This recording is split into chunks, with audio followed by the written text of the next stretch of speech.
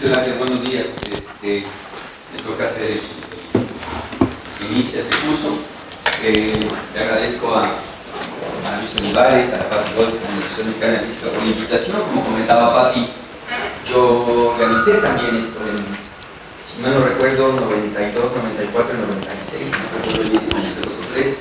También estaba con nosotros Raúl Rechman, como organizadores.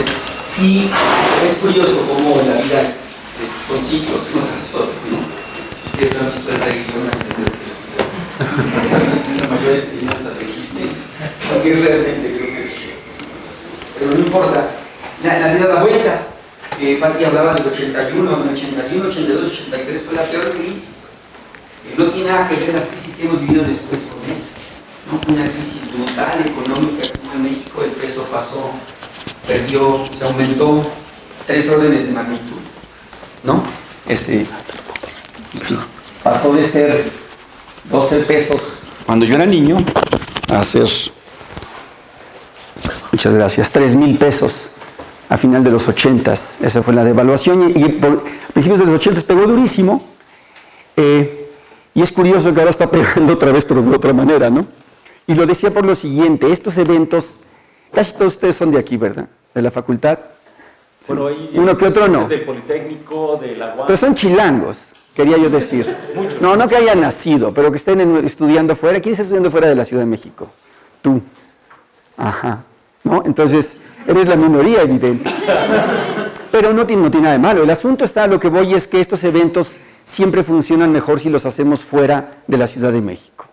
Es como mejor funcionan porque atraemos más gente. La Ciudad de México intimida a mucha gente de fuera, no viene, y cuando están aquí ustedes se van a distraer y van a irse a sus clases y van a ser un desastre. Y ni modo, así es. Pero se está haciendo aquí por falta de fondos. Así es, ¿verdad? Porque tenemos un CONACYT que se está reestructurando. Esperemos se reestructure bien. Ya veremos, el tiempo lo dirá. Entonces estas cosas dan vueltas, ¿no? Y entonces me toca ahora a mí estar de este lado. Yo estuve del otro lado y fui organizador, junto con unos colegas, les decía, a principios de los 90s, eso es hace un montón de años, ¿verdad? Ustedes no habían nacido, yo creo. Quizá algunos de ustedes sí, pero la mayoría no. Ok, pero bueno, pasando al tema, también un último detalle, ese fue Pati, ya se fue. Entonces ya puedo hacer una crítica ya. Es bien curioso, en aquella época estábamos mucho más silvestres que es lo que estamos ahora. Seguimos silvestres, pero menos. Y entonces nos daba mucho por invitar profesores extranjeros, ¿no? ¿Por qué? Porque había poca gente de mi edad en aquella época, ¿no? Todos eran bien jóvenes, todos los profes. García Colina ha tenido 50 años en aquella época cuando empezó este asunto. Relativamente, usted 50 años se ve horriblemente viejo, pero no lo es. Y entonces le faltaba madurez a la comunidad. Y entonces requeríamos siempre de estar invitando extranjeros. Y claro, nos dábamos el lujo de invitar gente que resulta en aquel momento, lo que decía Patsy, y curiosamente, me voy a adelantar, ¿cuál es el láser? Este láser, el comportamiento crítico es bien curioso.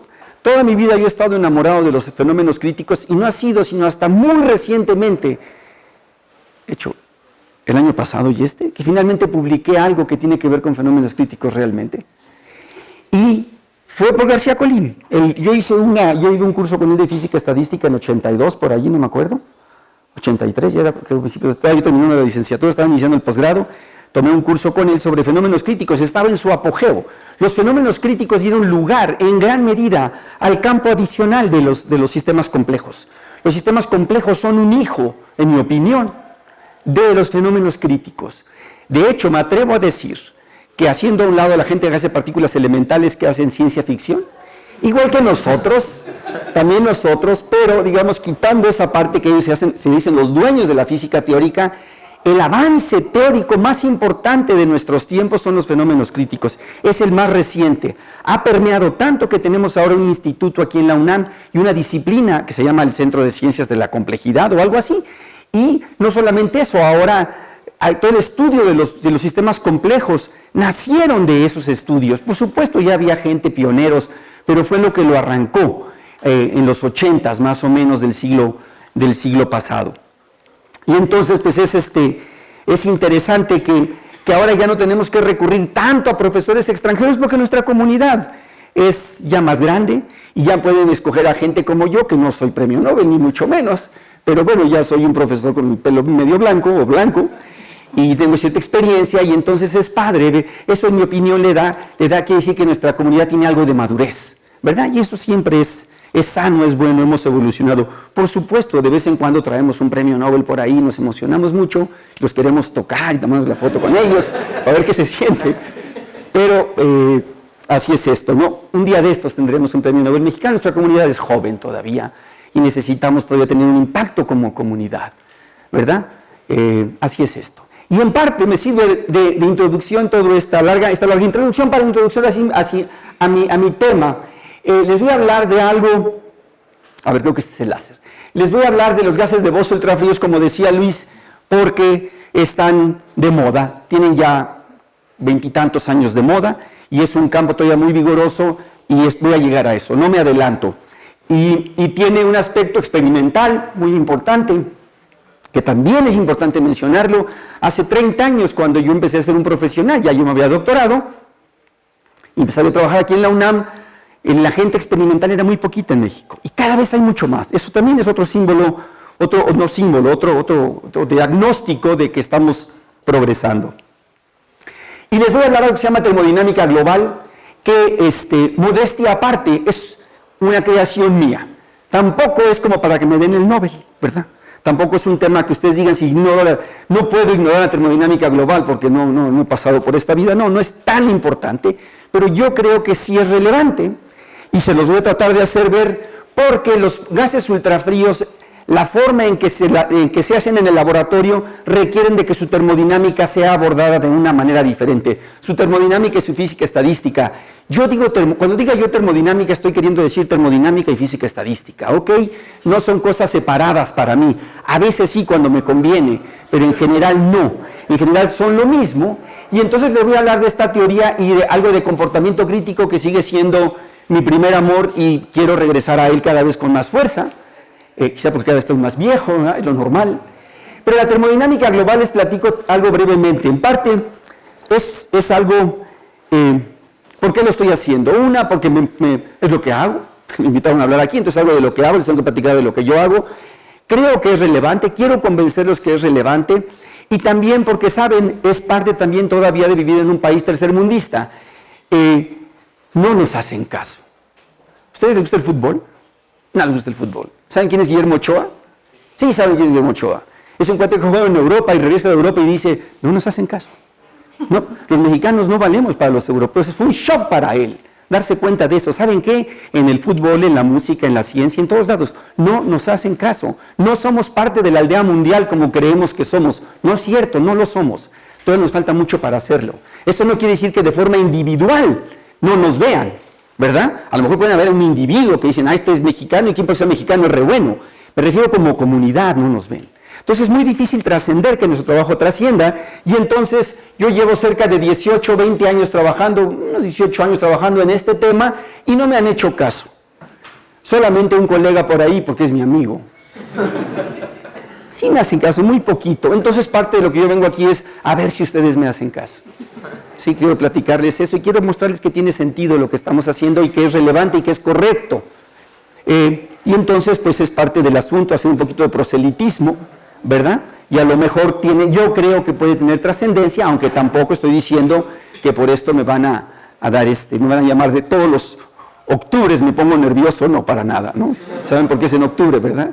En octubre dan los Nobeles, entonces hay mucha gente que no puede dormir en octubre, porque esperando la llamada telefónica. No, yo duermo muy bien. Bueno, entonces de eso voy a hablar. Entonces voy para allá. Y también una última advertencia antes de entrar en materia, un par de cosas. Levante la mano los que no han llevado un curso de física estadística, no les dé pena.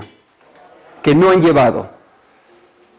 ¿Quiénes han llevado un curso de física estadística en la licenciatura? ¿Quiénes sí? Ok, va, más o menos. Entonces, voy a suponer unas cosas y otras no, y les pido que me detengan. Esto es una escuela, entonces me deben de detener y con todo gusto explico más. No me interesa cubrir todo lo que quiero cubrir, lo que me interesa es comunicarles algo importante, es lo que más me interesa. ¿Ok? Para esto están los papers y todo. Al final voy a dar una bibliografía y voy a dar los agradecimientos. Por cierto, la gente que ha colaborado conmigo en esto, Luis Olivares ha colaborado en el pasado, fue postdoc con nosotros ahí en el Instituto de Física y lo voy a mencionar al final del asunto este. Ok. El título está en español, pero mi charla está en inglés. Debatí bastante en hacerlo o no. Yo creo que siempre debemos hacerlo todo en español si estamos en México, pero resulta que tengo que dar otro curso dentro de poco. Y dije, mejor lo hago en inglés y les pido una disculpa. Espero que lo lean. Solamente son los títulos. Tiendo a escribir muy poco en mis transparencias. Este es un curso teórico, hay ecuaciones, ¿ok? Y algo que también quiero hacer yo vengo de otra época, no del siglo pasado. Yo vengo del siglo pasado. Es que cuando yo era niño, decir del siglo pasado era decir como, en otra época, sí está claro, si uno vive en la segunda mitad de un siglo, hablar del siglo pasado es hablar de gente que ya no vive, pero ahora no, ahora sí vivimos desde el siglo pasado. Entonces no sirve esa frase, ¿ya ven cómo estoy anacrónico? Pero parte de mi anacronismo es de que a mí me saca mucho de onda que las charlas modernas son anuncios, no platican qué hacen. La gente platica bla, bla, bla y dan resultados y uno no sabe qué hicieron. Y yo no voy a hacer eso, voy a tratar sin destrozarles las mañanas, voy a tratar de dar los detalles matemáticos y les vamos a pasar, ¿verdad? Sí, claro. Van a ustedes a tener acceso a mi charla y está mi teléfono, mi email, si tienen dudas, si les interesó. Les vamos a pasar esto para allá, ¿ok? Entonces, una cuestión teórica, entonces tienen que aguantarme y les digo, no quiero, podría hablar 18 horas, pero no, yo sé que tengo más 4 horas y media y espero que me dé tiempo de comunicarles lo que quiero comunicarles. Va, entonces iniciamos, ya lo paso en inglés, pero ¿por qué? ¿Qué tiene que ver estas termodinámicas globales y las propiedades críticas? Híjoles, que no veo. Fíjense, el asunto es el siguiente. Los experimentos modernos que se hacen con gases ultrafríos son gases atómicos típicamente, ahorita voy a decir de qué, bueno, típicamente de gases alcalinos, que se pueden enfriar a temperaturas de los nanokelvin. ¿Ok? Y una vez que se enfrían a las temperaturas de los nanokelvin, emergen propiedades macroscópicas cuánticas, porque típicamente, aun cuando todo lo que nos rodea es cuántico, todo, métanse en la cabeza, la clásica no existe. La mecánica clásica es una aproximación al mundo.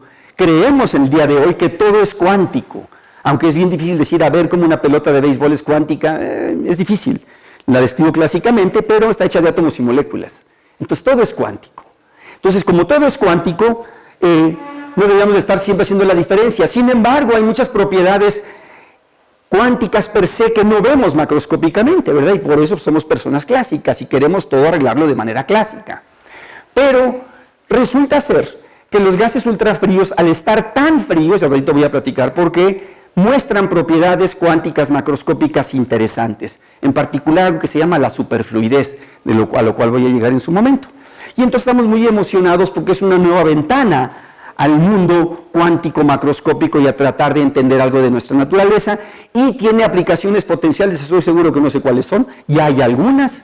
Están los relojes atómicos, quizá las computadoras cuánticas se beneficien de toda esta investigación, si es que llega a haber una computadora cuántica. Yo creo que si no hay una computadora cuántica va a haber un híbrido que va a ser entre cuántica y clásica, ¿no? Algo vamos a hacer, estoy seguro, y entonces los gases ultrafríos apuntan hacia allá. Sin embargo, resulta ser que la forma en que están confinados, en la forma en que los podemos llevar a esas temperaturas, no son en una botella. Usualmente nosotros siempre pensamos que tenemos un gas o un líquido está en un vaso o en una botella. No, estos no, están confinados por campos magnéticos y ópticos, que resulta ser que eso provoca que su termodinámica sea diferente que como la que vemos en los libros. Y esa termodinámica le pusimos global. Yo no le puse global, fue mi colaborador brasileño Vanderlei Bañato, que fue mi compañero del doctorado y con quien sigo colaborando todavía. Él le puso global, estábamos buscando un buen adjetivo calificativo. Y en parte salió que un día lo fui a visitar a Brasil hace unos 18 años por allí, y él estaba haciendo estos experimentos, y me dijo, a ver, Víctor, ¿cómo podría uno hacer un experimento en el cual uno le midiera la capacidad calorífica a estos sistemas? ¿Qué significa? Yo levanté los hombros y dije, no sé.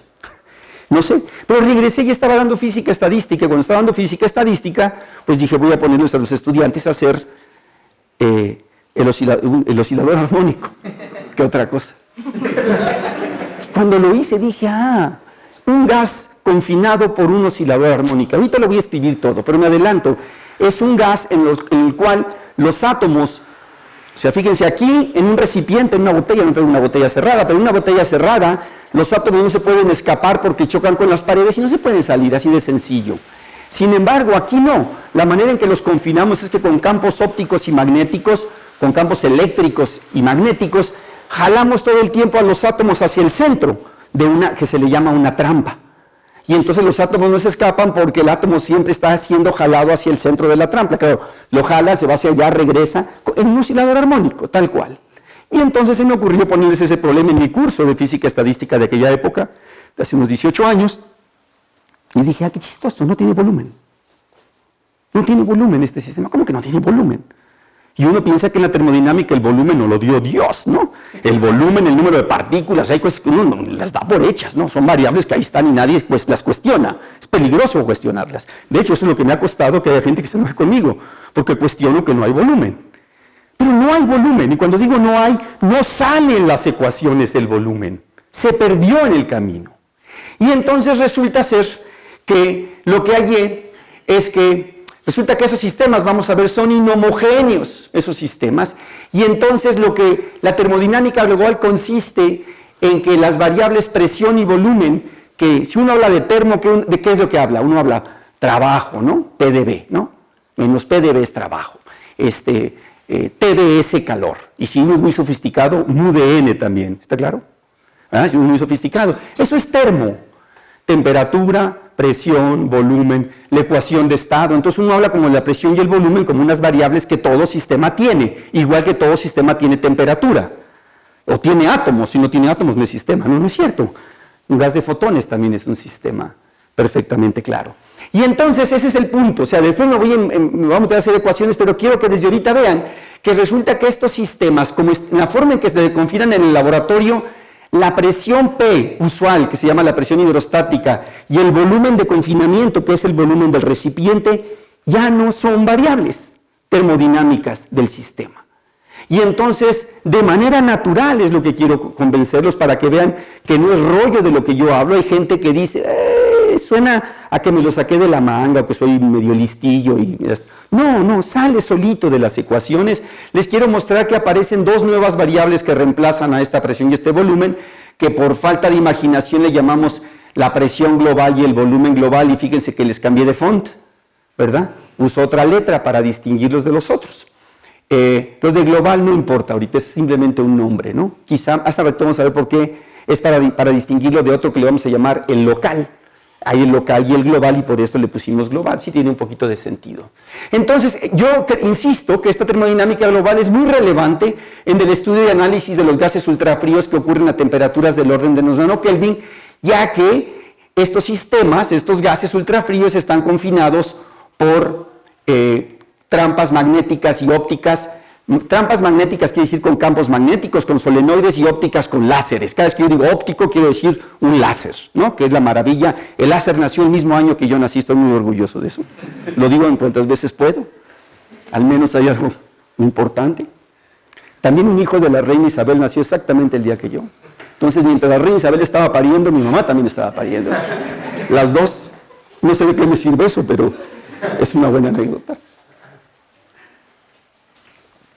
El príncipe Andrés, que es un desastre igual que todos los de esas familias. Ustedes no sean así. Hay un punto bien importante que a mí me fascina, que es por allá donde voy, hacia donde lo voy a llevar, que es la criticalidad y la clase de universalidad de la transición que ocurre. Las transiciones, la palabra clave va a ser condensación de Bose-Einstein y voy a hablar de ella. Pero después les voy a convencer que lo que vemos en el laboratorio no es condensación de Bose-Einstein, desafortunadamente. Ok, hay una sutileza que vamos a llegar allí. Y entonces, realmente lo que tenemos es una transición. Los gases ultrafríos tienen una transición de fase de un gas normal, cuántico pero normal, a lo que se llama un superfluido. Eso es lo interesante en este momento. Y como físico teórico me van a preguntar por qué es interesante, porque me gusta. No, hay muchas cosas importantes, pero nos estamos entendiendo. Aquí no estoy pensando en aplicaciones, ¿ok? Prohibido. Cuando yo era joven nadie hablaba de aplicaciones. Nadie se preocupaba por hablar de aplicaciones. Lo están grabando, ¿verdad? Debo de cuidar mis comentarios. Y al final uso esta frase. Esto es algo también que yo lo digo en mis cursos de termodinámica y en el curso de física estadística. Algunos de ustedes aquí en el auditorio han tomado clase conmigo. La termodinámica siempre ha sido una guía para las teorías microscópicas fundamentales. De hecho, el gran avance del siglo XX, Feynman lo decía, el descubrimiento más grande que ha hecho la humanidad es descubrir que todo está hecho de átomos y moléculas. Es el descubrimiento más grande que hemos hecho. Claro, cuando eso decía, al mismo tiempo se refería que conocemos la teoría que lo describe, que es la mecánica cuántica, es lo que él estaba queriendo implicar, pero es el conocimiento de que tenemos átomos y moléculas. Y si vemos la historia, Maxwell, uno asocia a Maxwell con las ecuaciones de Maxwell, el electro. No, Maxwell también se dedicó brutalmente a la hipótesis atómica. Boltzmann, Clausius, ¿y saben quién? Y ustedes quizá me lo han oído más de una vez, Max Planck. Max Planck descubrió la mecánica cuántica estudiando un problema de termodinámica. ¿Sabían que el efecto fotoeléctrico de Einstein, él estaba estudiando un problema de termodinámica? De hecho, todos sus papers de 1905, excepto el de relatividad especial, y hasta podría yo arguir que también, pero no, excepto todos los demás son de termodinámica y de la teoría atómica. ¿Sí? Su guía de todo el mundo era la termo. La termo siempre ha sido una guía porque es una serie de leyes tan generales que parece que no sirven para nada, pero sí nos ponen cotas. Por ejemplo, nos dicen, usted no puede hacer una máquina de movimiento perpetuo. No se puede. No se puede. No podemos sacar, no podemos tener, es bien chistoso, ¿no? Que hay un instituto en la UNAM que se llama el Instituto de Energías Renovables y les hacemos un chiste porque decimos, la energía no se renueva, la energía se conserva. Sí, se transforma, pero no se renueva, eso no existe, ¿no? Pero es un terminajo ahora.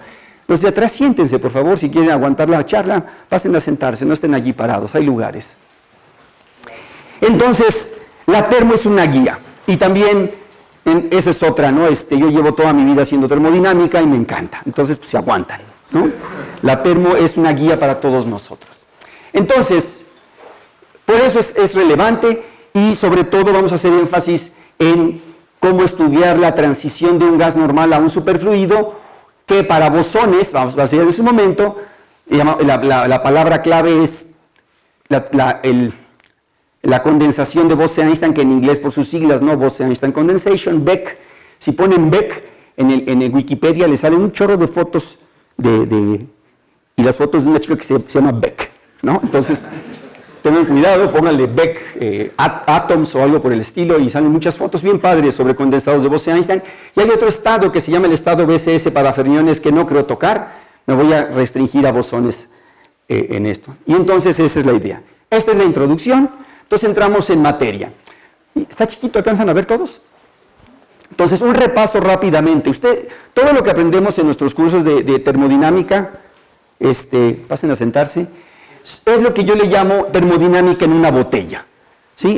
Es lo que aprendemos en todos los cursos, y entonces las variables naturales siempre enunciamos así el problema, ¿no? Sean n átomos, y cuando digo n átomos es en general, son átomos o moléculas, no importa, ¿no? O n partículas. A mí no me gusta la palabra partículas, porque no son partículas, son átomos o son moléculas. No hay partículas, a lo mejor son elementales y es otra cosa, pero bueno, son deformaciones profesionales. Entonces, n átomos en un volumen B de una botella, en este caso, por ejemplo, puse CO2, no es cierto, es una botella bien bonita que saqué del internet y yo le puse ahí CO2, ¿no? Está padre, ¿no? Entonces, n átomos en un volumen B de una botella a temperatura T, ¿no? Así se describe el sistema termodinámico. Está en equilibrio termodinámico. Y solamente voy a hablar de equilibrio termodinámico, ¿sí? No voy a hablar de sistemas fuera de equilibrio. Quizá Gershenson les hable de cosas fuera de equilibrio, la gente que está haciendo sistemas complejos. Yo no, yo soy muy anacrónico, ya les dije. Entonces, son n átomos en un volumen B que está a una temperatura T. Entonces, dado esto, sabemos que el sistema tiene una presión P, hidrostática le decimos, que podemos pensar que es la fuerza por unidad de área que el gas ejerce en las paredes rígidas, pero también que ejerce en sí mismo. Más adelante regresamos. No nada más lo ejerce en las paredes, sino en sí mismo el gas. Ok, es una fuerza por unidad de volumen que el gas ejerce en sí mismo, es la presión. El gradiente de la presión es una fuerza que ejerce sobre sí mismo. Y fíjense, el volumen B, lo que no nos dicen los libros, es que el volumen B tiene que ver con que las paredes son rígidas, que hay un potencial que confina a los átomos, un potencial con el que chocan Después de todo son átomos que están chocando contra las paredes. Entonces hay una fuerza que les dice ¿a dónde va usted? Hasta aquí, y los regresa. Y entonces esa fuerza dice, yo te presto el volumen termodinámicamente. Mi contribución, el que yo tenga esa fuerza, mi contribución es darte el volumen. Eso no se insiste en los libros. Y claro, yo me sentía que había hecho un gran descubrimiento y Landau lo dice. Landau sí lo dice. En una sección por ahí, ya lo había hecho Landau. Pero bueno, pero no le siguió Landau, ahí se quedó. Y entonces, a ver, les recuerdo rápidamente, la termodinámica, por ejemplo, si conocemos la energía libre de Helmholtz, decimos que conocemos toda la termodinámica, si conociéramos esta función. Nuestro problema es que nunca conocemos esa función, excepto para el gas ideal o para cosas muy sencillas. En general, o el gas de osciladores armónicos acoplados, el de un cristal muy sencillo, una que otra cosa lo conocemos. En general nosotros tenemos chamba porque no podemos saber quién es esta función y la física estadística nos dice cómo, pero no lo podemos hacer, entonces inventamos teorías, aproximaciones, nos peleamos, pero en el fondo es porque somos muy torpes todavía. Cuando tengamos computadoras cuánticas a lo mejor se acaba el problema, pero falta mucho, y entonces, pero si yo conociera esta función, conozco toda la termodinámica del problema. Se llama una relación fundamental y me dice, ¿cómo? Mira, sácale derivadas, y una derivada es la entropía, otra derivada es la presión, y otra derivada es el potencial químico. Y las segundas derivadas de F, que son, en este caso, la primera de S con respecto a T y la primera de B con respecto a P, están relacionadas con dos cantidades fundamentales que se llaman susceptibilidades. Una de ellas es la capacidad calorífica y otra es la compresibilidad térmica. Y uno dice, ¿para qué quiere uno eso? Primero clasifica el sistema, pero segundo, la física estadística nos dice que esta cantidad está asociada a las fluctuaciones de la energía del sistema y esta cantidad está asociada a las fluctuaciones de la densidad. Y de esta voy a hablar bastante, de la compresibilidad isotérmica. Les quiero convencer que es una cantidad fundamental para entender un montón de cosas a la compresibilidad isotérmica que está aquí. Y hay una consecuencia que no es obvia, Landau la hace muy bonita en su libro, que nos dice que para que esto ocurra, el gas es homogéneo. Una consecuencia es que el gas es homogéneo, porque si no fuera homogéneo no estaría en equilibrio, es como una contradicción.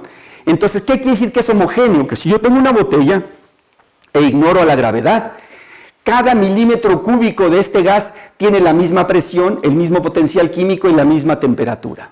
Y tiene la misma entropía por unidad de volumen cada pedacito, la misma cantidad de átomos por unidad de volumen, etc. Entonces, homogéneo quiere decir que cada milímetro cúbico es una copia de sí mismo.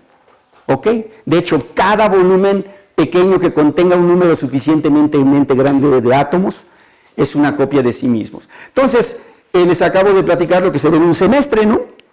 Aquí en la facultad yo me tomo un semestre para ver esto y luego después para ver que hay fluctuaciones, acá necesito un curso de física estadística. Todo el mundo está más o menos, no tienen por qué recordar las fórmulas, créanmelo ahorita, podemos escribirlas después, ¿sí? Pero simplemente quiero decirles que todo esto es lo que uno estudia y uno siente que esto es lo único que hay. Esta es la termodinámica y punto. Yo le quiero llamar termodinámica en una botella. Sin embargo, los experimentos actuales, estas son fotos viejas, ahorita les voy a poner una nueva, pero son a ver si estás más o menos claro. Los gases atómicos ultrafríos que típicamente de bosones, estoy pensando en bosones, los más comunes son el sodio 23 y el caballito de batalla es el rubidio 87, porque parece ser que ese es, lo venden en las tiendas, en el Oxxo lo venden, ¿no? En cambio el sodio no.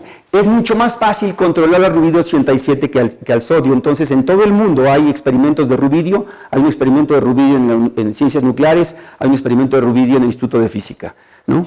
Aunque no ultrafrío. El ultrafrío del Instituto de Física es otro, pero ahorita les platico.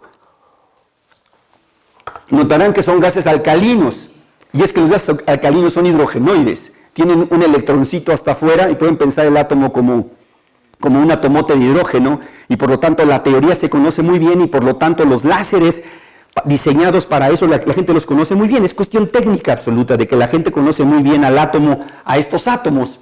A los alcalinos son muy súper estudiados porque son hidrogenoides, están en la primera columna. Y entonces, pero eso es irrelevante, lo importante es que estos gases se pueden enfriar por dos técnicas que valieron 2 premios Nobel. La primera es con enfriamiento láser, que suena una contradicción, ¿verdad? Porque el láser calienta, pero dices no, porque si yo aviento un láser y le hago incidir si yo aviento unos átomos a una cierta velocidad alta y digo que la temperatura es un medio de la energía promedio cinética, ¿está claro? Un medio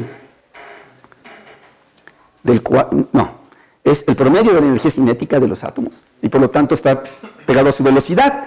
Y entonces, si yo engaño al átomo, yo puedo hacer que absorba la luz con un láser que le envío y por efecto Doppler puedo lograr que él lo vea de un color que no es y a la hora que lo emita, que lo remita con mayor energía. Entonces el truco es que el átomo absorbe de un color y por estarse moviendo emite en un color más grande, con una longitud, una frecuencia más grande, perdón. Y entonces, ¿de dónde salió la energía? De sí mismo, entonces el átomo se frena. Es un trucazo que parece ciencia ficción, pero es cierto. Entonces, y si se frena el átomo, entonces su energía cinética se reduce y su temperatura se reduce. Y a ver si está muy fea este dibujito, pero fíjense, más o menos de aquí, dice, no alcanzan a leer, dice oven en inglés, es un horno, de aquí salen átomos calientísimos de rubidio 87, los calientan, salen por aquí o de sodio, y en cosa de unos centímetros, en sodio se necesita como 1 metro, pero en rubidio en unos cuantos centímetros logran con láseres que los átomos se enfríen de cientos de Kelvin, que estamos a la temperatura ambiente o quizá un poco más, de cientos de Kelvin a microkelvin. Son como 8 órdenes de magnitud en un pedacito con el láser. Y entonces llegan a los microkelvin, resulta que siguen calientes, aún en los microkelvin. Y sin embargo, el enfriar con láser, que es una técnica que ya está por todos lados y todavía, ha dado los relojes atómicos, nuestra precisión en la medición se debe a esos experimentos. Eso fue el premio Nobel que le dieron a Phillips, no sé si algunos fueron al Congreso Nacional de Física del año pasado, ¿sí? Estuvo, ya que ha venido a la facultad, es un señor muy divertido. William Phillips le dieron el premio Nobel junto con Stephen Chu y Cohen Tanucci, el del libro de cuántica, porque él hizo parte de la teoría. Dicen. Se lo merecía Cohen Tanucci, pero no es tan... Es una grillota, es gente muy buena toda la que gana el Nobel, pero hay unas grillotas atrás, entonces hay gente muy buena que no se lo saca y gente muy buena que sí, ¿no? Hay que ser muy bueno, eso sí. Uno que otro por ahí se cuela. Y entonces se alenta, y ya que se alenta, eso significa esta trampa. Esta es una trampa magneto-óptica en la cual con varios láseres ustedes logran contener a una nubecita de átomos en el espacio porque le están pegando por todos lados, se mueven para allá, y entonces se frenan, se mueven para acá, se frenan, se mueven para allá, se frenan, y se termina haciendo lo que le llaman una melaza óptica o una melcocha óptica allí, que son átomos por ahí.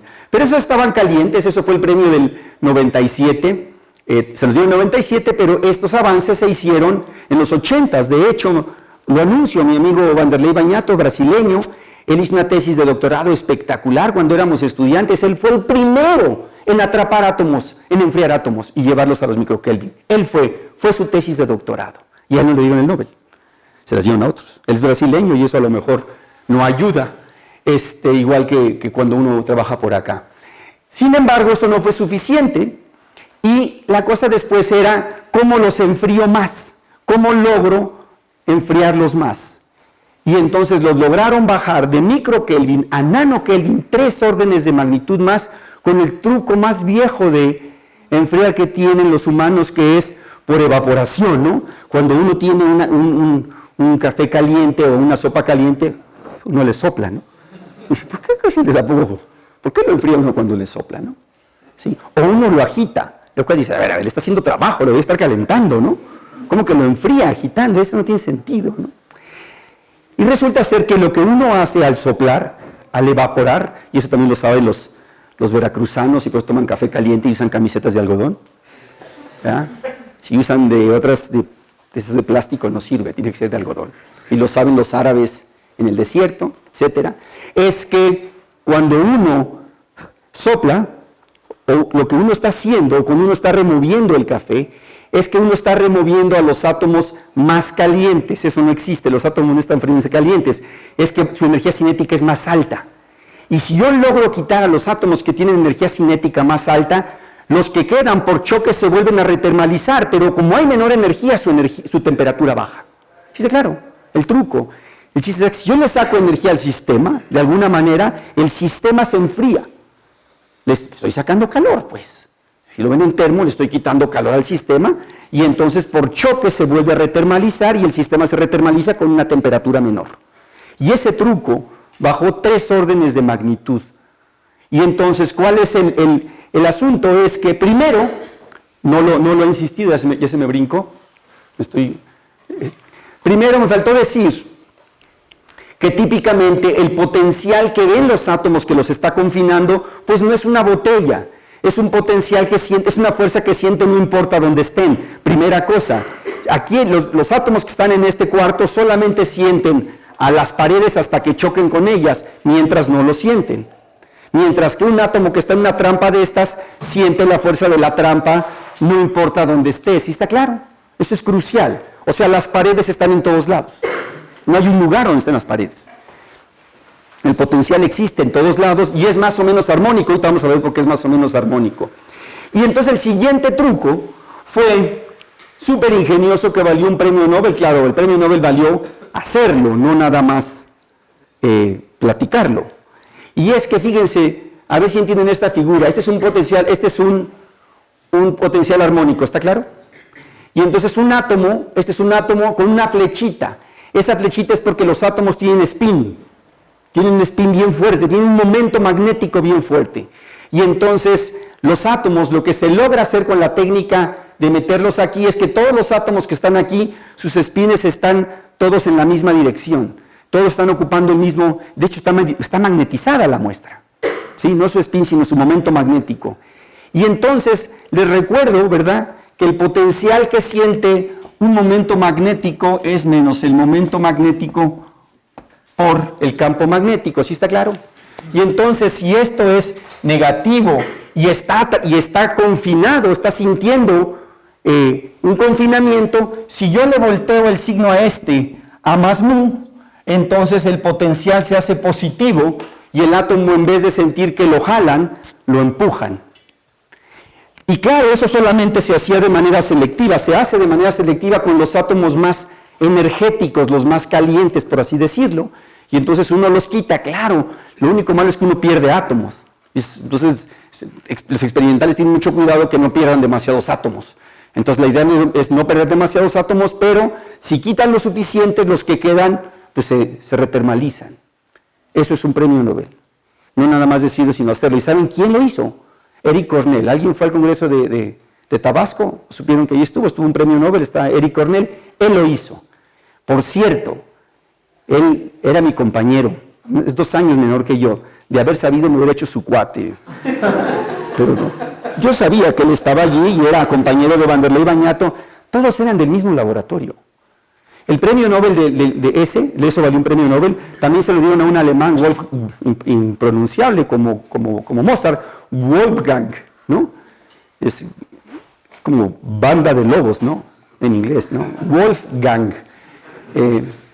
Wolfgang Ketterle, que es también un cuate buenísimo, que trabajó en Puebla, y lo apunta en su currículum, estuvo en la Volkswagen de Puebla y lo pone, estuvo ahí unos meses y lo pone en su currículum. Estuvo ahí trabajando, Puebla, en México. Antes de este premio Nobel, obviamente. Y ellos, junto con otro, Karl Wyman, pero Ketterle y Cornell, son del mismo laboratorio. Del mismo que es mi amigo brasileño Bañato, del mismo laboratorio donde Phillips aprendió lo que hizo para sacar su premio Nobel. Todos son parientes académicos. Y si se van para atrás, todos trabajaron con un señor Ramsey, que es el que hace la técnica para los relojes atómicos. Y si se van para atrás, llega un señor Rabi, ¿ya no voy a hablar de Rabi? Las oscilaciones de Rabi, quizá, un espectroscópico, entonces no es sorpresa. Estos cuates empezaron antes que nosotros. Y ellos habían ido a Alemania, donde estaban los superespectroscopistas de la época. Entonces no es coincidencia, salen de los mismos laboratorios porque tienen el know-how, dicen ahora, ¿verdad? El saber cómo hacer las cosas, que se llama tradición científica. Y entonces, al enfriar, oh sorpresa, lograron que el gas entrara en lo que llamaron condensación de Bose-Einstein, que sí la es, pero con un granito de arena, ahorita vamos a ver más adelante, pero eso no importa. Lo que lograron es pasar el sistema de un estado común y corriente a un estado en la cual un montón de átomos se comportan colectivamente de una manera muy diferente. Se comportan con propiedades cuánticas macroscópicas que se llama un superfluido y que también le llamamos un condensado de Bose-Einstein. Entonces, adelantito voy a repasar el condensado de Bose-Einstein porque quiero que quede claro. Esa es mi meta del día de hoy, si es que me alcanza el tiempo. Entonces, ahora sí, ¿por qué para rubidio 87 típicamente confinan por una botella? Este es el dibujito que se ve mejor, ¿no? Aquí está el horno sale, aquí está se llama un alentador Zeeman, es un truco magnético. ¿Se acuerdan que el efecto Zeeman es que abre y mueve los niveles de energía de los átomos? El chiste es que conforme se van moviendo hay que irles cerrando los niveles para que absorban la radiación y se enfríen al final con los trucos ópticos. Y luego al final, ya que están aquí, los transfieren a una trampa absolutamente magnética. Ahora también la hacen óptica, pero yo les voy a hablar de la magnética. Y siempre que uno está, ustedes lo ven en sus clases de mecánica clásica, que está confinado, que está cerca de un mínimo. ¿Cuál es el mínimo de cualquier función típicamente? ¿Qué es el mínimo? ¿Qué es? Si yo pongo una función cualquiera, aquí en la vecindad, típicamente, ¿qué función es? Un oscilador armónico, es una cuadrática aquí. Es una buena aproximación. Sería bien difícil hacer una cuártica, pero se puede también hacer una cuártica. ¿Sí? Pero típicamente es un oscilador casi gratis, nos sale casi todo mínimo es un oscilador. Y entonces, fíjense cómo el potencial que sienten los átomos aquí, esto que está aquí, estos 4 cuadritos son como si fueran 4 imancitos. ¿Sí está claro? Como si fueran 4 imancitos y la bolita en medio es el gas confinado y los imancitos están colocados de tal suerte que haya un campo magnético que dependa del espacio. Por lo tanto, si depende del espacio, ¿verdad? Menos el gradiente del potencial me da una fuerza. Y esa fuerza, pues es una fuerza, el potencial que está aquí, lo más seguro es que sea un oscilador armónico. Entonces está casi gratis que sea un oscilador armónico. ¿Se dan cuenta? No sabemos más que el oscilador armónico. Pero aquí sí sale que es un oscilador armónico tridimensional con 3 frecuencias, es en 3 dimensiones. ¿Ok? Y entonces aquí es lo que dice, ¿no? Que la diferencia principal con una botella de vidrio, por ejemplo, es que el campo externo, que es el campo magnético, actúa en todos lados, no solamente en las paredes. De hecho, no hay paredes. Y si no hay paredes, no hay volumen. Ustedes dirían, ahorita vamos a echar las cuentas, ¿no? Entonces el equilibrio mecánico del gas con el campo externo y consigo mismo implica una termodinámica diferente. Eso es todo. Pues les digo, no es que tampoco estén aprendiendo algo. Y yo, mi sorpresa, Landau lo dice ahí en un parrafito. Y claro, a veces quizá dicen menos, pero como uno se ventanea, uno le pensó mucho y lo lee y dice, chino, este cuate seguramente, si hubiera vivido hoy, hubiera hecho esto y el triple, ¿no? Pero no vive hoy, entonces lo puedo hacer yo. Ya se me enfrió el café por estar. Ok, ¿está claro? Entonces, ¿está claro de dónde sale que necesito hacer termodinámica con este potencial y no con otro? ¿Sí está claro? ¿Sí? Ok. Y ahorita vamos a ver, ahorita les voy a convencer con talacha. Así que amárrense sus cinturones. Profe, Adelante. ¿puedo hacer una duda? Sí, por supuesto. Nada más, ¿cómo fue que cómo fue la técnica de enfriamiento? No me quedó muy claro. ¿Tienes el potencial magnético? Este potencial magnético que está ahí, a ver, primera, es importante, ¿no? Para ver que quede más o menos claro. Está claro, a ver, no debe estar claro, pero sí sabemos que si yo tengo un átomo con un dipolo magnético, sienta esta energía. ¿Está claro para todos? Menos mu punto B. Si el campo no es, típicamente en las clases nos ponen que el campo es homogéneo, pero imagínate que no fuera homogéneo. Entonces quiere decir que si no es homogéneo, más o menos clásicamente, es una mezcla de física clásica y cuántica, pero funciona. Nos convence, entre comillas, podríamos ponerle aquí que si esta U de R, U depende de R por el campo, entonces hay una fuerza. Si yo ajusto este campo tal que tenga un mínimo en algún lado, entonces el potencial lo puedo aproximar de esta manera. Quiere decir que las frecuencias que están aquí realmente dependen de la mu y de la b y de todo eso. ¿Sí está claro? ¿Sí? Y entonces, sin embargo, ¿esta mu de dónde viene? La mu típicamente viene de que los átomos, a ver si se acuerdan, viene de un factor giromagnético, el magnetón de Bohr y un momento angular total de spin, vamos a ponerle. ¿Sí está claro? De hecho, más preciso, entre h barra. Entonces, de ese tipo, ¿no? Entonces, si yo tengo aquí tengo el spin, entonces el momento magnético está cuantizado. Eso quiere decir que para que sea un mínimo, la mu tiene que estar en un estado tal que esté en un estado más S, para que apunte, para que el potencial sea así. Si yo le echo radiación electromagnética y lo mando al otro estado, volteo el spin. Pero si volteo el spin, volteo mu. Y si volteo mu, a la U le sale un signo menos. Y entonces el potencial, en vez de ser así, es así. Entonces, ya que están los átomos confinados, les echan una radiación, que es en radiofrecuencia, de hecho, del radio, en radiofrecuencia, que voltea el spin, pero solamente de los que tienen energía más alta. Entonces, eso se les voltea el spin y esos átomos no ven un potencial así, ven un potencial así y se escapan. Y entonces hay menos átomos, es cierto, pero hay menor energía y si lo logras hacer bien, puedes lograr que se enfríe. Y le bajan 3 órdenes de magnitud, es brutal. Pasan de los microkelvin a los nanokelvin en un flashazo de luz, de radiación electromagnética. ¿Está mejor? ¿Está claro para todos? Ok, entonces esto es más o menos la física atrás. Ahora sí, pues yo como físico estadístico quiero entender esto desde mi perspectiva y a escribir hamiltonianos, no sabemos de otra, ¿no? Yo tenía un profesor en el doctorado que uno empezaba a discutir con él y hasta la fecha yo lo hago un poquito en broma, ¿no? Y la gente le empieza, no, entonces fíjate, imagínate un sistema, y le decía, no, show me your Hamiltonian, ¿sí? No, así, escríbelo hamiltoniano, ya, después platicamos, ¿no? Es fabuloso la frase, show me your Hamiltonian, ¿no? Entonces se convirtió en una broma. Entonces, ¿cuál es el hamiltoniano típico de este sistema? De hecho, es increíblemente sencillo. Es el hamiltoniano más sencillo que podemos escribir siempre y cuando los átomos interactúen. El primer término es la energía cinética. Ahora, a todos vamos a poner gorros después, cuando nos convenga, queramos que sea cuántico. Es la energía cinética. La energía potencial, esta suma quiere decir que interactúan por pares, que es la aproximación más sencilla y de esa vamos a hablar mañana. ¿Sí? Los átomos chocan. Si los átomos no chocan, no termalizan. Entonces, en la vida real los átomos chocan. Aún en el gas ideal que ustedes estudian, chocan los átomos. ¿Sí?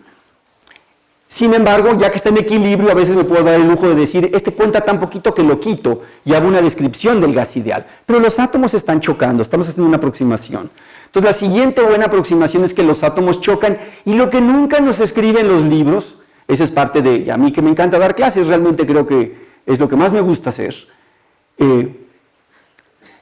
Deberíamos siempre de poner un potencial externo. Sin embargo, como siempre utilizamos en una botella, lo obviamos, pero lo deberíamos de poner. Y el potencial externo, este es el de los cursos. Los potenciales deben de ser confinantes. Quiere decir que si R es muy grande, el potencial tiene que tender a infinito para poder confinar, si no, no confina. ¿Está claro? Puede hacer cosas abajo, pero para confinar tiene que tener paredes lejos. Y entonces, este es el potencial que deberíamos de poner acá para la botella, que es una caja, la aproximación es una caja con paredes rígidas, es este potencial, lo voy a poner varias veces, que nos dice que el potencial es 0 si la posición de la partícula está dentro del volumen y es infinita si no. Es una pared donde hay choques especulares que conservan momentos. ¿Sí está claro? Es la aproximación más sencilla de decir, es un potencial de pared rígida y uno pone una cosa vertical. Y si no, aproxímenlo con algo que va tendiendo a infinito muy rápido, ¿no? Como una potencia 1 entre R a la 20. Entonces va a ser continuo, pero va a parecer casi vertical. ¿Sí está claro lo que estoy diciendo? Y entonces es sin embargo, podríamos poner otro, el armónico. Y cuando yo estaba aprendiendo a estudiar estas cosas, hicimos una tesis de doctorado con Nadia Sandoval, que aparte hizo un trabajo muy bonito que ahora quizá voy a mencionar, y Nadia Sandoval estudió este potencial y tuvo otra estudiante, Mirena de Olaizola, de aquí de la facultad, las dos estudiantes de licenciatura, y luego fueron estudiantes, Nadia fue de doctorado, y luego Mirena hizo un estudio en el cual es un potencial que debería estar en todos los cursos, que se llama el Poschel-Teller. ¿Sí? Teller es el papá de la bomba ¿sí, señor Estefeo? ¿No? Que está todo, ¿no saben quién es Edward Teller? Si no saben, mejor no sepan. No, fue un muy buen científico, pero él fue de los que empezó lo de la Guerra Fría a hacer bombas de hidrógeno y todo eso, ¿no? Entonces en la historia está medio castigado. Y Poschel ahora es un estudiante de él, los dos europeos, y el potencial de Poschel-Teller es precioso porque es un potencial que interpola a estos dos. Y resulta que se puede resolver exacto. Es otro caso que se puede, debemos de tener en los libros de cuántica, pero se olvidó. Por supuesto, mucha gente lo conoce. Pero bueno, esta Mirena trabajó en el Poschel-Teller y Nadia hizo toda una tesis de doctorado con este problema y con otras cosas, por supuesto, que es el cuadrupolar lineal. Sin embargo, aquí nos vamos a quedar con este. Todos estos son potenciales inhomogéneos. ¿Está claro el inhomogéneo? Homogéneo quiere decir que es un potencial que es cero, en todos lados vale lo mismo, entonces es homogéneo. En cambio este no, este vale diferente en cada punto, es inhomogéneo. ¿Está clara la palabreja? Es una tontería, pero es importante que les quede claro. Y entonces, mi sueño dorado, de hecho, si ustedes quieren ganarse un premio Nobel, ¿quieren ganarse un premio Nobel? Sí, todos quisieran ganarse un premio Nobel. La lana es buena, ¿eh? Son como $800,000 por ahí. El gobierno les quitaría un 20% de impuestos, pero se lo llevan a Suiza o a las Caimanes. A ver. ¿Saben qué sería? Resuelvan, calculen la función de partición, ahorita la vamos a escribir, con un potencial, con un hamiltoniano de esta forma, con el potencial, con algún potencial realista aquí. Saben que no podemos resolver un solo caso de esos. Así de pobres estamos. No tenemos la solución de ningún problema que tenga este hamiltoniano, de ninguno solo. Por eso seguimos teniendo chamba los que hacemos física estadística. Esa es una razón importante. Lo que sí aprendimos es hacer simulaciones en la computadora. ¿Sí? Hacer simulaciones. Pero resolver cualquier problema con este hamiltoniano no lo tenemos. ¿Ok? Eso debe ser muy importante para ustedes, de saberlo. Y entonces, ahora sí. Se me fue el tiempo. Pero ¿a qué hora empecé? Tengo como 10 minutos de margen. Sí, estás bien. O sea, sí, estoy bien. Sí, ¿Tienes 15 minutos? No, son las 10. Es de 9 a 10:30, pero empecé como 15 minutos tarde. 10 minutos tarde. 10 minutos. ¿Después habrá 40 minutos más? Sí, en 1 hora y media. Bueno, ok, ahora sí vamos a hacer un poquito de talacha. ¿Va? ¿Qué es lo que quiero convencerlos? Quiero convencerlos cómo emerge una nueva variable si hacemos la talacha. ¿Sí? No es que yo sea muy listo y diga, es que esto debe de ser. No fue así. De hecho, yo creo que casi ningún científico hace las cosas así. ¿Saben? Primero hacen toda la talacha y luego dicen, estaba yo sentado y se me ocurrió. No es cierto, ya había hecho la talacha, ya la había hecho. Y luego después filosofa y luego lo platica después y escribe.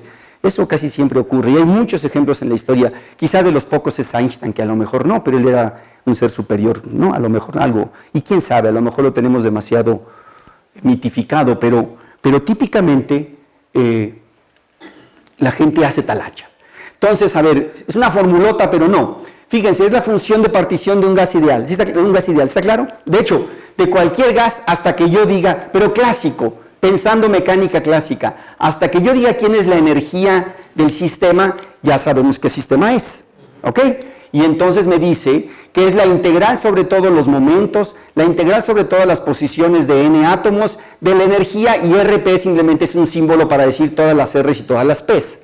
Entonces este formulazo, de hecho esa es la tragedia de la física estadística, que mucha gente cree que la física estadística es escribir esto y ya escribirlo y punto, y no, hay un montón de sutilezas atrás. Léanse a Landau para que vean que hay muchas sutilezas, todo lo que tarda Landau en llegar a esta fórmula. Y hay mucha gente que dice, no, esa es la física estadística, es trivial, ¿sí o no? Es este formulazo.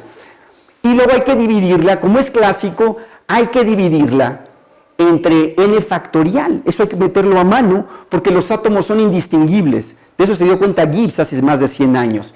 Y luego hay que dividirlo entre H a la 3n si quieren y si quieren no. Pero uno lo divide entre H a la 3n porque uno quisiera primero que no tuviera unidades la función de partición, que fuera una cantidad adimensional, pero en parte porque si uno le pone la H ahí, cuando uno lo hace supercuántico y luego toma el límite clásico, uno recobra estas fórmulas. Entonces, estos son dos parches. Yo en mis clases le llamo los parches cuánticos a estos dos. La fórmula es totalmente clásica, pero uno tiene que ser un parche cuántico, y el parche cuántico es de factor a mano. Entonces lo doy por sentado, ustedes lo conocen, y la energía que voy a poner aquí es la de un gas ideal, que es una energía que es esta que está acá, pero le quité la interacción entre los átomos. Entonces, pero ahora sí, soy cuidadoso y le pongo el potencial externo. ¿Ok? Y lo meto en la fórmula. Entonces, ahora déjenme ser del lado izquierdo el de la partícula en una caja, en un recipiente de paredes rígidas. Entonces, lo meto acá, con este potencial, y pues entonces son puras energías cinéticas si R está en B y es infinito. Y si es infinita la energía, pues eso me corta que la integral en las R solamente estén dentro del volumen. ¿Sí está claro?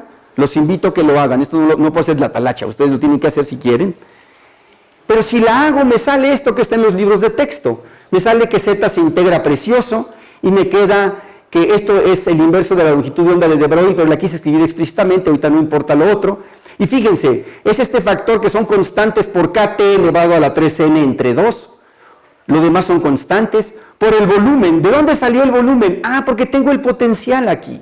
El potencial lo meto en energía y cuando integro a las R, repito, es 0 si está en B y es infinito si está fuera de B. Pero E a la menos infinito es 0. Y por lo tanto las integrales sobre R se cortan y me dan cada una un volumen. Esa es la manera correcta. Raro el libro que hace eso. Porque es tan obvio que la gente dice, cada integral me da el volumen. No, no es cierto. Tienen que tener el potencial para que les dé el volumen. Y esta es la función de partición de un gas ideal clásico. Y el volumen, fíjense, quiero insistir mucho. La caja no tiene por qué ser cúbica con las celes todas iguales. Cada dirección es diferente. Pero aquí no sale. No nos sale, como es clásico, hay muchas chafeces de lo clásico, es que no distingue si las tres son iguales o las tres son diferentes, dos iguales. No distingue para nada. Y parece que es irrelevante. Ahora hagamos el cuántico, el armónico. Si lo pongo el armónico, fíjense, esto es gaussiano, cuando lo meto acá, esta también es gaussiano. Entonces los invito a que hagan la talacha. Y fíjense cómo está la masa aquí en el potencial y está la masa acá. Pero cuando hacen el cálculo, la masa desaparece. Y resulta que les da KT elevado a la 3n en vez de KT a la 3n entre 2. Hay diferencias inmediatamente. Su dependencia en temperatura es diferente. Aquí está la 3n, aquí está la 3n entre 2. El 1 entre n factorial sale porque ya estaba allí. No hay B. Esta fue mi primera sorpresa hace 18 años que dije, ¿dónde está el volumen? Se me fue el volumen, no es que nunca había volumen. Y lo que aparece en vez es esta omega aquí, omega al cubo es el producto de las tres omegas, como aquí aparecen las tres L's. Y entonces primero déjenme hacer un jueguito sangrón y decir, mira, para que se parezca, pues KT está a una potencia diferente, pues porque está a una potencia diferente, n factorial ahí está, y me doy cuenta que omega al cubo, el inverso de omega al cubo lo defino como esta B rara, y lo elevo a la n y digo, mira, se parecen, parece un volumen. ¿Ok? Ahora no nada más queda allí.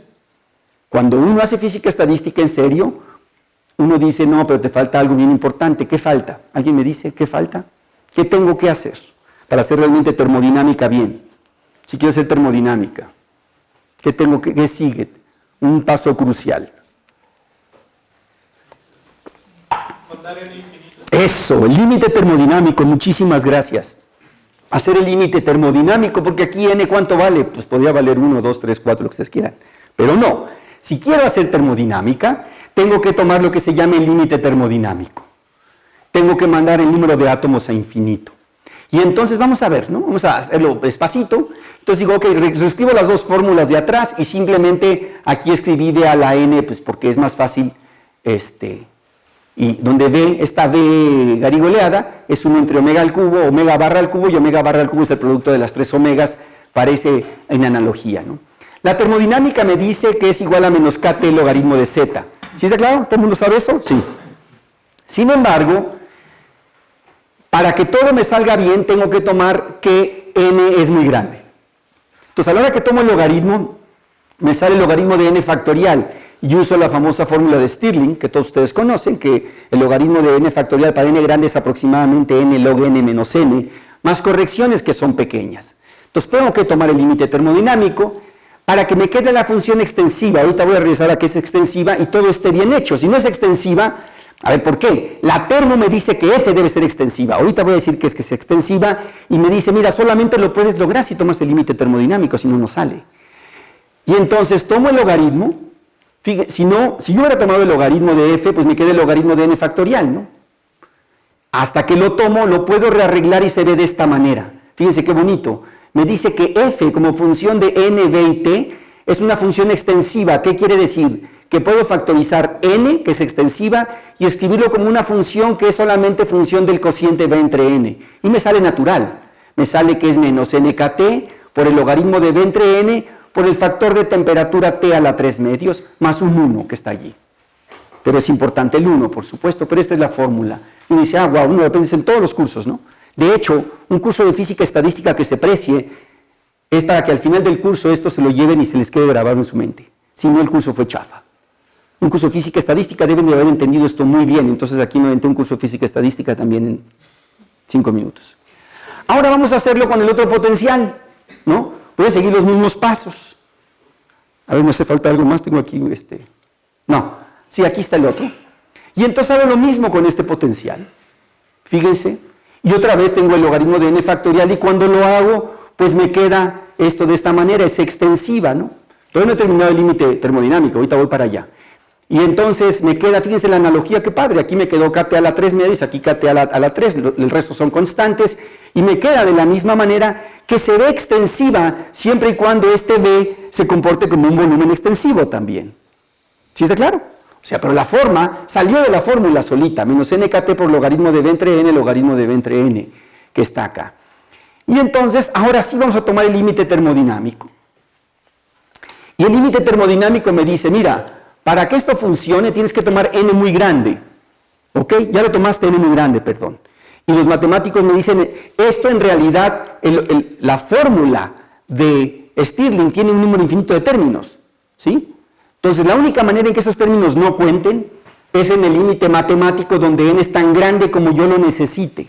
En la vida real es muy noble, es 10 a la 20, que eso es infinito.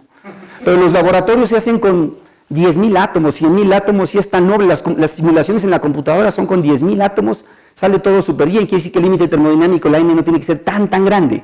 Y luego hay manera de saber cuándo y cuándo no. Entonces, para completar el límite termodinámico, si yo tomo n tendiendo a infinito matemático, digo, mira, lo que debes hacer es, pues f diverge.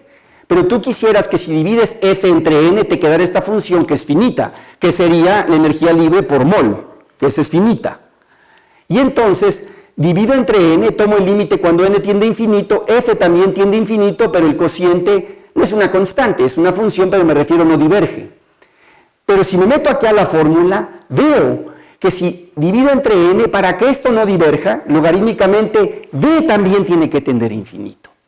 Entonces, ustedes están viendo toda la vida que el límite termodinámico es n tiende a infinito, v tiende a infinito el cociente. ¿De dónde salió? De aquí.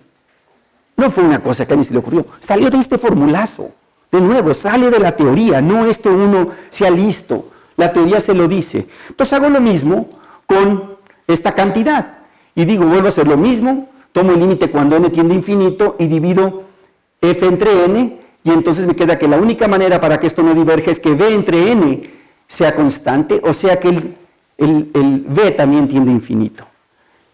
Entonces el límite termodinámico, a ver, ¿qué quiere decir cuando decimos, aquí es donde está el juego entre ser físico o matemático, ¿no?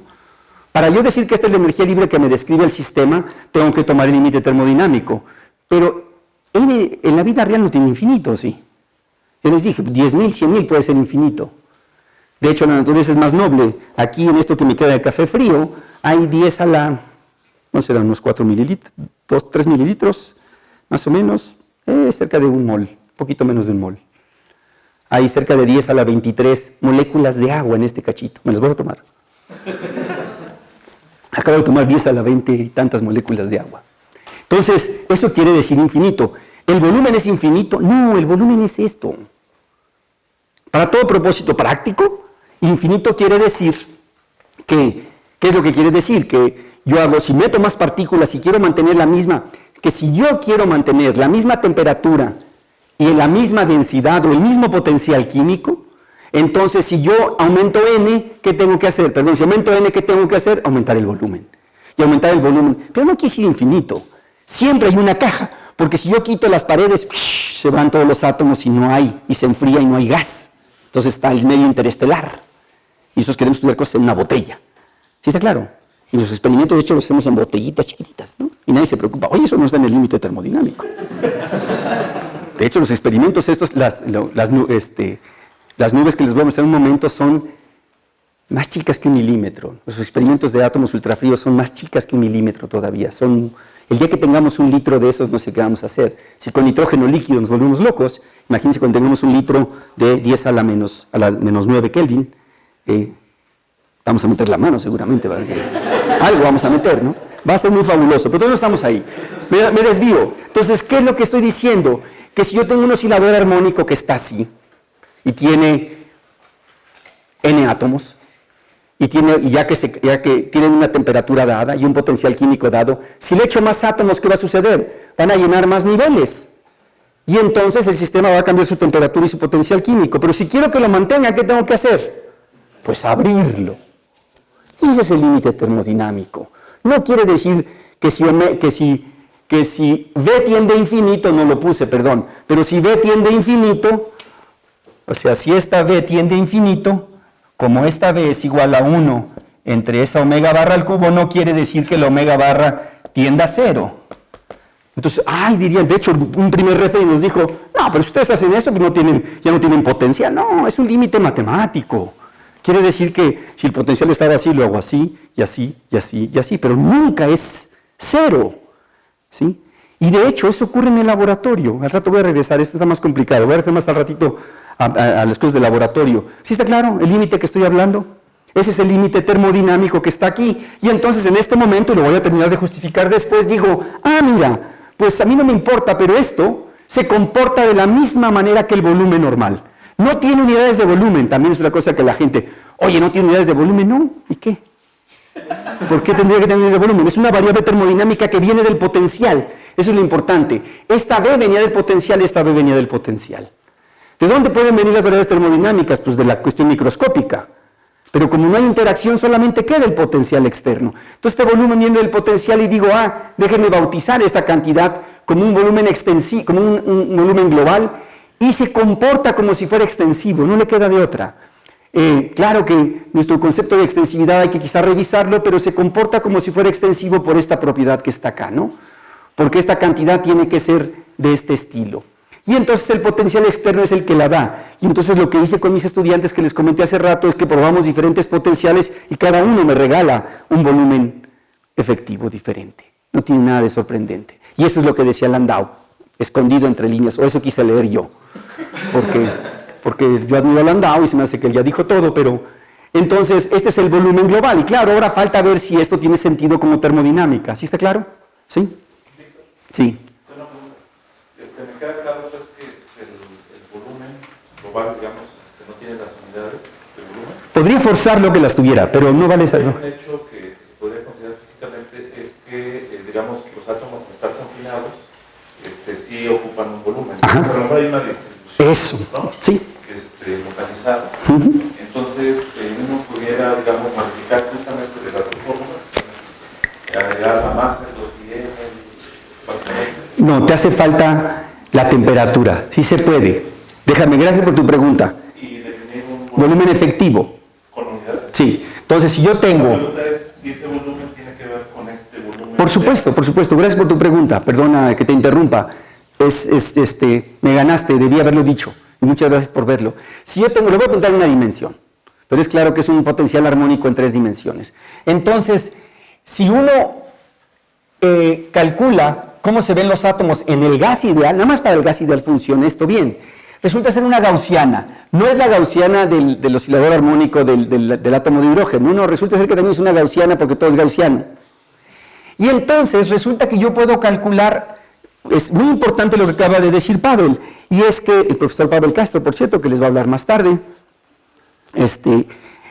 lo que pregunta Pavel es lo siguiente: de todas maneras, la nube está allí. La nube no está en todos lados, pues no inventes, sí tiene un volumen, claro. El punto está que los átomos, puede haber una fluctuación y de repente el volumen puede crecer un montón y volverse chiquito. Entonces no tiene un volumen definido, tiene un volumen efectivo. Y ese volumen efectivo lo podría uno calcular como el ancho de la distribución que tiene, ¿no?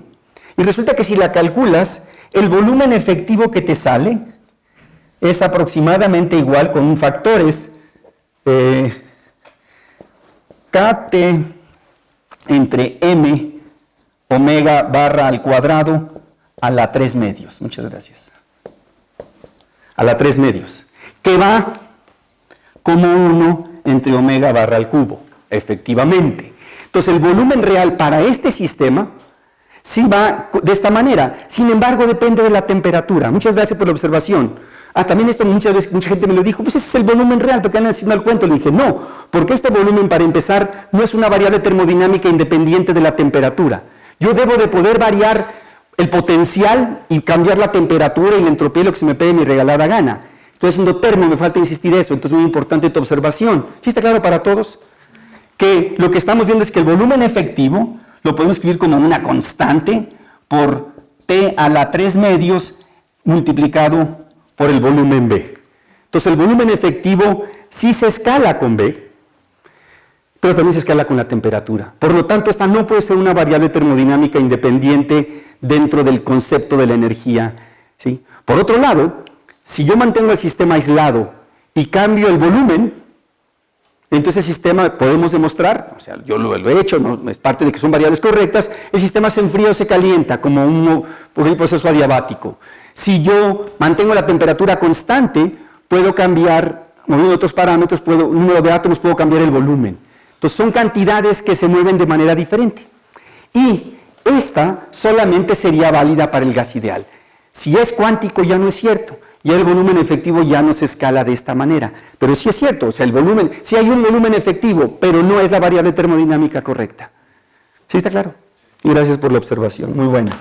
Y entonces, pero sí se escala como lo que uno esperaría, por supuesto, no le queda de otra. Ok, estoy siendo aquí quizá un poquito formal. Me queda poco tiempo, entonces me voy a echar una talachota. Sí, me alcanza el tiempo. Esta está más complicada, pero quisiera que me la aguantara. Sí, espero terminar a tiempo, no te preocupes. Porque si lo hacemos, déjenme hacerlo ahora cuántico. Entonces, si lo hacemos cuántico, resulta que por cuestiones técnicas no lo podemos sumar si calculamos en el canónico. Nos tenemos que ir al gran canónico. En el gran canónico no hemos sabido sumar la función de partición porque hay que tomar en cuenta que la simetría o la antisimetría de las funciones de onda de los bosones o los fermiones. Si han llevado un curso de física estadística, entonces uno se pasa al gran canónico y no voy a hacer el cálculo del gran canónico, mejor solamente voy a calcular el número de átomos promedio que hay en un gas que tiene potencial químico dado y temperatura dada. Beta es 1 entre KT, todo nadie me ha protestado, pero todo el mundo sabe que beta es 1 entre KT, ¿verdad? Y mu es el potencial químico. Entonces en el gran canónico las partículas varían, entonces el límite termodinámico ya está tomado en el gran canónico acá. Y entonces aquí sí que hay que tomar el volumen tendiendo a infinito. Pero en vez de hacer eso, mejor me voy al formulazo de que el número promedio de átomos a potencial químico dado y temperatura dada está dada por esta famosa fórmula que además nos sirve. ¿Está dada igual a qué? Está dada por la suma de todos los estados de una partícula del número promedio de partículas que están en ese estado, que se llama la distribución ¿de quién? 1 entre E a la beta menos mu menos 1, la distribución de Bose-Einstein. Si le pusiéramos un más, es la de Fermi-Dirac. Entonces aparece de manera natural. Vamos a calcular esta cantidad. ¿Ok? Rápidamente lo voy a hacer. Entonces, para calcularla, fíjense, tengo que hacer una suma sobre m y quiero tomar el límite n tendiendo a infinito. Entonces, quiero hacer todo. Quiero hacer esta suma. La suma va, repito, sobre los niveles, sobre los números cuánticos de los estados de una partícula. Y si estoy en una caja, resulta ser que ustedes han calculado esto en su libro, en su cuántica, ¿no? En su cuántica han calculado que la energía de una partícula metida en una caja está dada por esta fórmula horrorosa, pero fíjense, no importa, aquí aparecen los números cuánticos divididos entre el tamaño de la caja en X, en Y y en Z. ¿Sí está claro? ¿Sí lo han visto esto? Sí, ¿no? Si no están las notas, después lo pueden ver. Y las M's, cuidado, empiezan en 1, no empiezan en 0. Por principio de incertidumbre, el estado base en una caja no tiene energía 0, tiene la energía que dé cuando ponen M igual a 1. No es 0. ¿Ok? Y es un medio seno, ¿no? ¿Sí está claro? Es el estado base, claro, tridimensional. En cada dirección hay un medio seno. ¿Sí? ¿Sí? O coseno, como lo quieran ver, da lo mismo. Y entonces... ¡Ay! ¿Ya se me colapsó esto? No puede ser. ¿Ya apareció? Sí. Y si lo hago en el oscilador armónico, pues tenemos las bien conocidas... La bien conocida fórmula que es h barra omega por n más un medio, ¿sí está claro? Entonces, todos saben esto, ¿no? ¿Sí? Entonces, ahora lo que quiero es hacer esta suma sobre las m's, donde la energía E está metida aquí. Esa es la meta, que es entrar en todos los libros de texto, pero solamente se hace para este caso. Entonces, voy a hacer las dos rápido, a ver si me da tiempo. Esta es una suma sobre estados, ya puse esta es solamente de la partícula libre. Tengo la suma sobre estados, pero queremos transformar esto en una integral sobre energía, en el límite termodinámico. Entonces, en el límite termodinámico, cuando n tiende a infinito, nos dice que la caja la tenemos que hacer grande, eso va a hacer que los niveles se peguen y que se vean como un continuo, y en vez de sumar sobre estados, integro sobre energías, por medio de ¿qué necesito calcular? Fuerte. La densidad de estados, hay que calcular qué es lo que voy a calcular rápidamente aquí. Entonces se puso espeso. Les prometo que estas son, creo que las transparencias más espesas que hay, las otras están más light. Pero esta quería hacerlo adrede, porque quiero hacerles ver cómo en el límite termodinámico, que los libros no lo insisten tampoco, pero aquí está metido crucialmente el límite termodinámico. ¿Cuál es el truco? Quiero estas tres sumas convertirlas a una integral. Las sumas son sobre m y quiero convertirlas a una integral sobre epsilon o sobre e. Entonces, el primer truco es suponer que tienen una diferencial delta mx, delta my, delta mz que vale 1 la diferencial. Entonces, aquí tienen un 1, un 1 y un 1 y digo, eso es delta m, sí, porque delta m va de 1 en 1. Entonces le pongo delta m. Pero luego me doy cuenta que esto que está aquí me permite definir una cantidad con unidades de momento, porque eso tiene unidades de momento al cuadrado, y digo, mira, déjame llamarle kj a mj pi entre lj para todo valor de x, y, z.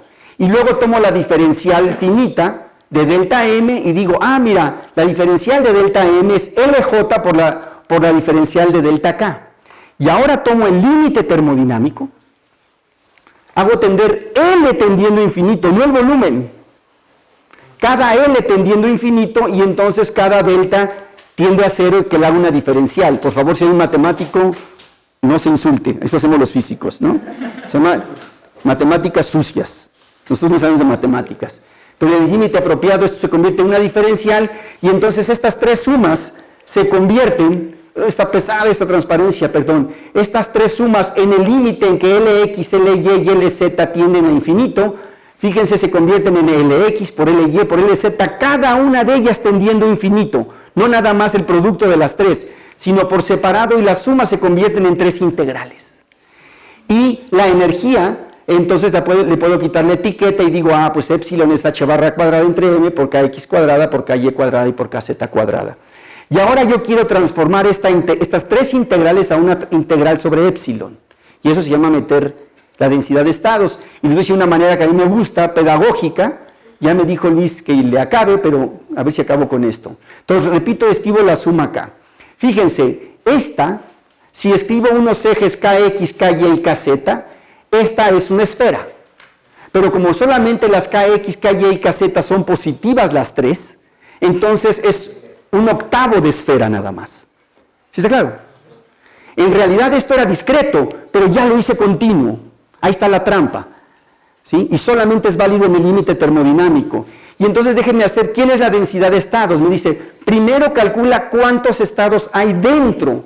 todos los estados que hay dentro de tu octavo de esfera. Y eso es esta fórmula.